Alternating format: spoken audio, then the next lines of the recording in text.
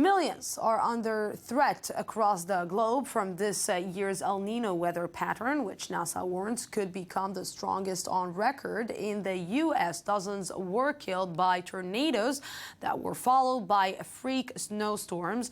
And in Africa, the UN is warning of severe food shortage caused by droughts. I-24 News correspondent Nino has more.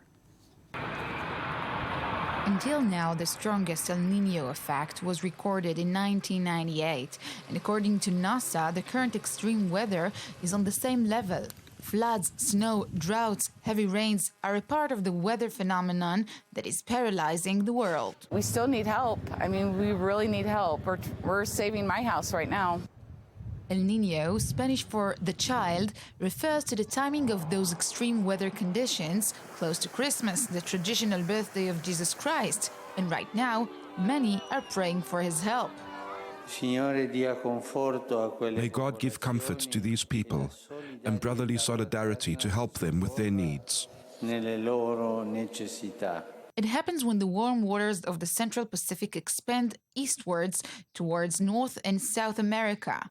NASA says the current El Nino show no signs of warning based on the latest satellite image of the Pacific Ocean. In the U.S., at least 43 people died this week from floods and tornadoes. Latin American countries are suffering from the worst floods seen in 50 years, forcing more than 150,000 people from their homes. I invite you to pray for the victims of the disasters which have recently hit the United States, Great Britain and Latin America, unfortunately causing deaths, homelessness and damaged property. In the northern part of the UK, thousands have been forced to leave their homes and thousands more are left without power. Higher temperatures than the seasonal average have been noted in many parts of Europe and the US.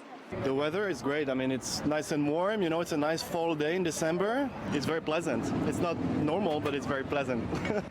Meanwhile, Mexico is freezing and snow has been seen in parts of the Sonoran Desert for the first time in 33 years. In Africa, 31 million people might face food insecurity. Aid agencies are worried that the impact of the continuing El Nino in 2016 will add to existing pressures such as the wars in Syria, South Sudan and Yemen. And we're moving to Iraq. Iraqi Prime Minister Haider al-Abadi said today that the recapture of Ramadi from the Islamic State was just the first step to retaking all of the country's territory from the terror group. Tamar Aziv with the details. Iraqi Prime Minister Haider al-Abadi paid a highly symbolic visit to Ramadi on Tuesday, one day after the army captured the city centre from Islamic State. This landmark victory for the Iraqi military in its fight against the IS could help vindicate Abadi's strategy for rebuilding the army after having suffered a series of stunning defeats. The Iraqi military says Islamic State used more than 52 families as human shields during clashes for control of the city. The Iraqi army has now evacuated those families to secure locations. If the Anbar provincial capital can be fully secured and repopulated, it would be the first major success for the US-trained force that fled in panic 18 months ago as jihadist Islamic State militants surged through northern and western Iraq. The Iraqi military now has its eye on Mosul. We congratulate all Iraqis on this brilliant victory, and God willing, we're going after Daesh area by area. We'll clear all areas and raise the Iraqi flag until the last member of Daesh has left the Iraqi soil. This is a speech addressed to the people in Nineveh, the people of Mosul. God willing, we are coming to liberate you from Daesh, and Daesh will be defeated and run away as they ran away in Ramadi.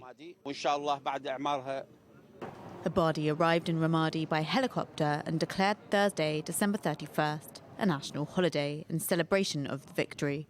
The premier has vowed to rid the whole country of Islamic State by the end of 2016.